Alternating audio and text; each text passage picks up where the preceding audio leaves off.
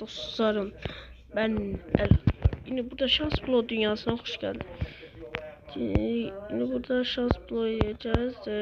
Burada yarısını buradan bırak. Hayatta kalmaya başlayalım. Şimdi burada Creeper ne istersen. Dostum bak indi sana bak. Bu ne verirsen. Şans bloğu ihtiyacı.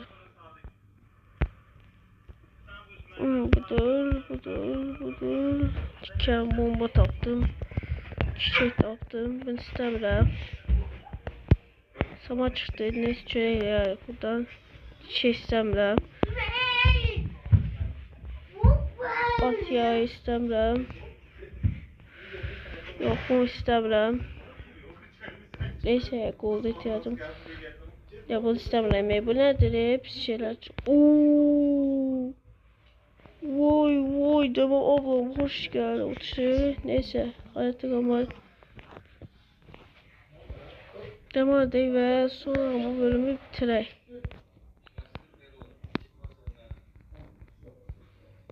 Kızıllar çıktı. Bu çıktı ya. Bir şeyler çıkar.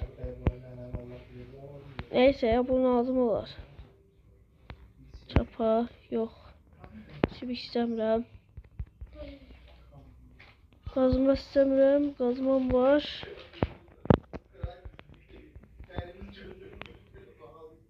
Yok sağda ihtiyacım yok.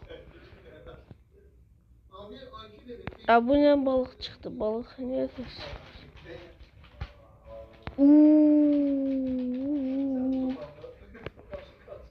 Büyülü kılın için aldım olar.